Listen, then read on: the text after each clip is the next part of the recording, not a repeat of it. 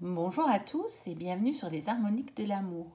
Dans cette vidéo, je vais vous faire la présentation de l'oracle des esprits de l'entremonde, qui est un oracle qu'on ne voit pas beaucoup, je trouve, en tout cas sur les chaînes que moi je suis, et pour lequel j'avais déjà craqué sur les illustrations lorsqu'il n'existait qu'en anglais. Et quand j'ai vu, il y a environ un an, qu'il était sorti en français, eh bien, je me le suis procuré. Et je trouve que c'est un bon moment pour faire cette présentation, car quelque part pour moi, il a une petite énergie de cet automne qui s'installe tout doucement. Donc c'est un oracle de Laura Tempest Zakroff et qui est paru aux éditions Vega au prix de, je ne sais pas si je peux le voir, oui, de 27 €. Voilà. Moi, je l'avais acheté d'occasion. Comme je vous l'ai déjà dit souvent, j'achète énormément de jeux d'occasion. J'en achète très peu neufs, de temps en temps quand même. À certains aussi créateurs, autopublicateurs, on va dire. Donc les personnes qui font des jeux autopubliés. Mais pour le reste, je peux pas... Enfin, voilà. Je préfère en acheter plus d'occasion. On va dire que de les acheter neufs, ça ne me dérange pas du tout. Puis j'ai toujours acheté beaucoup de choses d'occasion, que ce soit les vêtements, les sacs, des objets, tout ça. Des meubles, tout. Donc ça ne me gêne pas du tout pour les jeux non plus. Voilà. Alors, donc une belle boîte comme ça, dans les tons bleus, avec un intérieur jaune. Un beau pochon bleu clair, ça change un peu, en coton. C'est très joli. Avec les cartes qui ont une tranche argentée et un dos que je trouve, déjà j'avais vu le dos, que je trouve absolument sublime. C'est une des choses qui m'avait fait craquer. Je trouve qu'il est quasi hypnotique et qu'il pourrait très bien servir de support, rien que le dos, à la méditation. Voilà. Alors nous avons un petit livre, c'est vraiment un livre, tout en couleur, et donc qui est fait par Laura Tempest Zakroff, car c'est elle qui a fait tout l'oracle. Elle a fait les illustrations et elle a fait les textes, car elle écrit beaucoup de livres aussi. Je pense que c'est son seul oracle, mais elle écrit beaucoup de livres. Donc nous avons le sommaire, voilà, bienvenue. Ensuite, comment travailler avec cet oracle? Quels sont les groupes? Car il y a des groupes de cartes en fait. Les cartes hors jeu. Voilà. Les rites. On se voit bien avec l'automne. Les lieux, les arbres, les herbes. Donc, tout ça va très très bien avec l'automne qui arrive. Créatures à écailles qui ondulent et qui nagent. Les créatures à ailes. Les créatures à fourrure. Et les artefacts. Se servir de l'oracle pour communiquer avec les esprits. Donc c'est un oracle qui a été conçu pour éventuellement communiquer avec l'autre monde ou l'entremonde. Mais c'est pas obligatoire, il fonctionne très bien en oracle classique aussi. Car je l'ai testé, ça fait déjà un petit moment que je l'ai et je l'ai testé et moi en tout cas il me parle beaucoup. Tirage d'une seule carte pour la divination et la méditation. Divination avec un tirage de 3 cartes. Divination avec un tirage de 5 cartes. La boussole. L'art des sortilèges et l'oracle. L'oracle comme guide pour construire son chemin. Et ensuite, nous avons les cartes avec les illustrations comme ceci, en pleine page. Et puis, l'explication et des messages. Et je dois dire franchement que dans tous les tirages que j'ai faits, si par exemple la carte en elle-même ne m'avait pas nécessairement délivré un message suffisamment complet, que je restais sur ma faim, et que même ce message-là me faisait dire oui, mais il me manque quand même encore quelque chose, j'ai à chaque fois trouvé ma réponse dans ces petits messages-là qui suivent et qui sont avec des orientations très différentes en fait. Donc c'est vraiment des visions dans plusieurs directions de la même carte. Et à chaque fois, j'ai trouvé la réponse à ma question. Voilà, il y a ça pour toutes les cartes. Avec un papier très agréable, je trouve. J'aime beaucoup, beaucoup, beaucoup. Le fond est coloré, n'est pas blanc. Comme ça, dans un dégradé. Et c'est vraiment très joli, je trouve. On voit déjà les illustrations, regardez ça. Je trouve ça tellement beau. Et donc, après, à la fin, je sais qu'il y a encore quelques pages. Voilà, une conclusion. D'autres ouvrages pour aller plus loin, et notamment par Laura Tempest Dacroft, donc, qui a publié 7 livres aux éditions Llewellyn. Apparemment des outils de sorcières. Une série d'outils de sorcières. Donc là, voilà l'auteur, comme ceci. Voilà.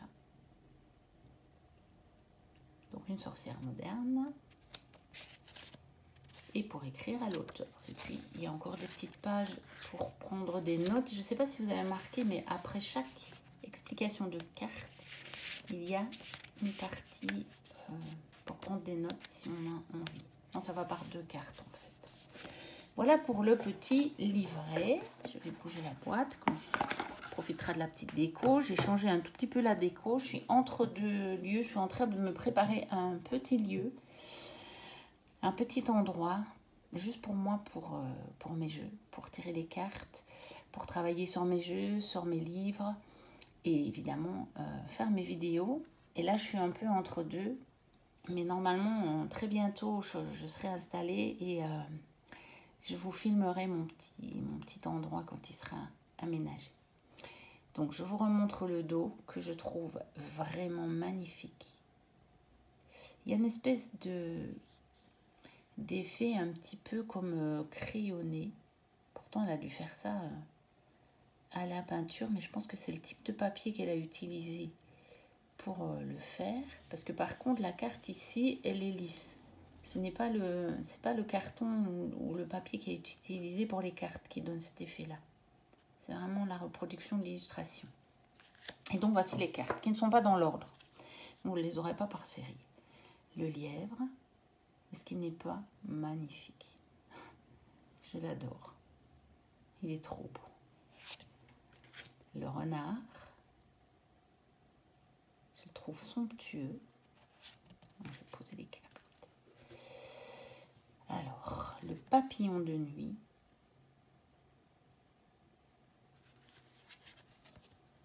Le chêne. Il y a juste le titre de la carte. La grotte.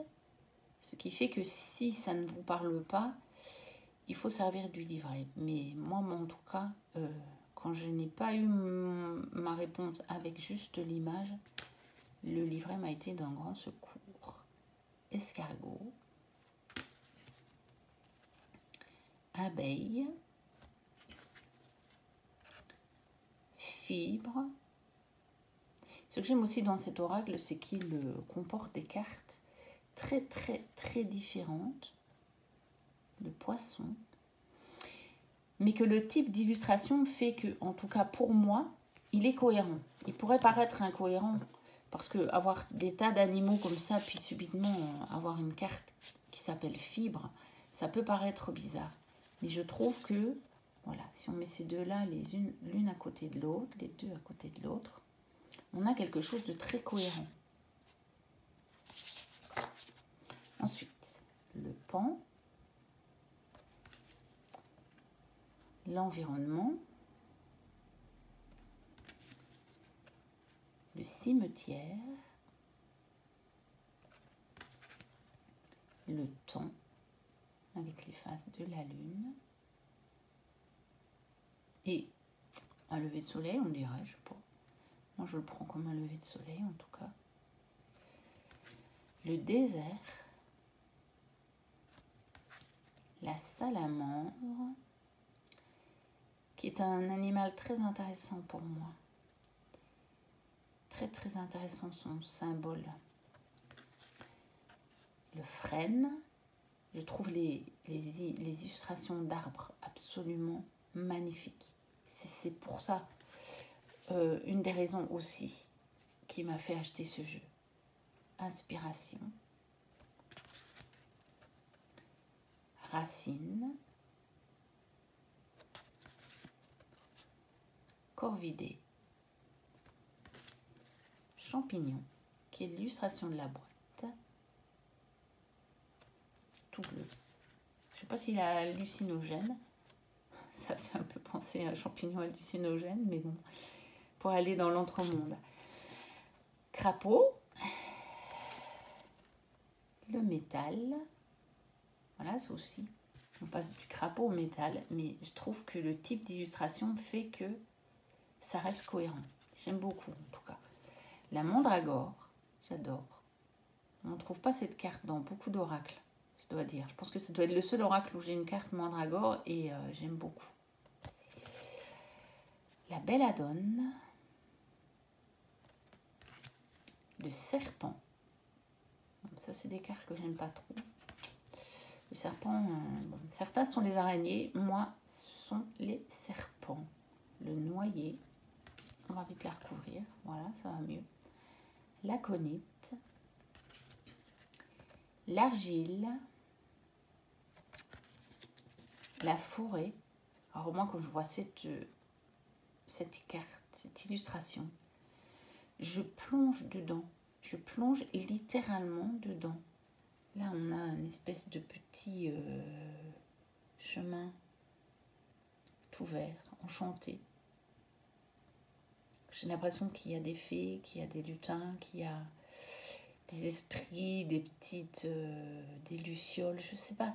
Je peux pas dire en fait exactement, mais ça me plonge directement dans un monde un peu enchanté. Je trouve que la lumière qui se dégage de cette carte est absolument magnifique. Ensuite, le cèdre, la chouette, le bouleau, la chèvre, elle est sympa, tout en bleu. Alors, l'os ou les os, parce qu'il y en a plusieurs. Le cristal. Cerf. La porte.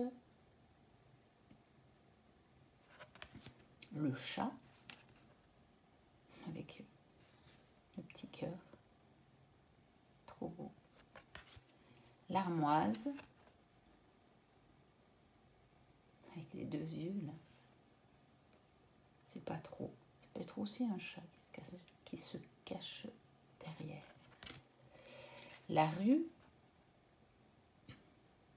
Avec une belle clé, une lune, de beaux symboles. C'est une plante qui, je me souviens, parce qu'il faut vous dire que ma mère, sans se catégoriser avec le nom, est une véritable sorcière verte. Elle nous a toujours soignés avec des plantes, avec des moyens naturels. Et je me souviens d'une fois, au mois de juin, je ne sais trop ce qui m'était arrivé. Il faisait chaud pourtant et j'avais un mal de gorge, mais quelque chose d'incroyable. Et je pense même que j'avais des problèmes de voix. Et c'était à l'époque où je faisais mes études, donc dans le domaine de la musique. Et donc, je me servais beaucoup de ma voix parce que j'étais encore au cours de solfège, comme on les appelait à cette époque. Et donc, il fallait chanter. Et j'étais bien embêtée parce qu'en plein mois de juin, voilà que moi, je perdais ma voix. Et je me souviens que dans les livres dont ma mère se servait, j'avais trouvé que la rue soignait les maux de gorge. Et on avait réussi à en trouver, je ne sais plus comment on avait fait, parce que là, ça m'échappe totalement sur le coup. Mais j'en avais trouvé de la rue séchée que j'avais mis, je ne sais plus trop comment j'avais fait non plus, mais en tout cas je les avais mises dans un foulard que j'avais gardé autour du cou. Et en un jour, mon mal de gorge avait disparu, totalement disparu. Je me souviens que c'était magique. Mais je ne me rendais pas compte à ce moment-là que c'était comme un peu, que c'était de la magie en fait. Je n'étais pas du tout dans ce domaine-là, mais maintenant je me rends compte que ma mère est une véritable sorcière verte. Alors, l'océan. Alors cette carte, j'adore m'y plonger. Faut dire que moi, l'eau, c'est mon élément. Et tout ce qui a trait à l'eau, j'adore, littéralement. Et l'étoile que je trouve absolument superbe. Voilà, c'était pour cette petite présentation de l'oracle des esprits de l'entremonde. N'hésitez pas à vous abonner, à liker, à me mettre un petit commentaire si le cœur vous en dit. Et moi, je vous dis à très très très bientôt pour d'autres vidéos. Bye bye!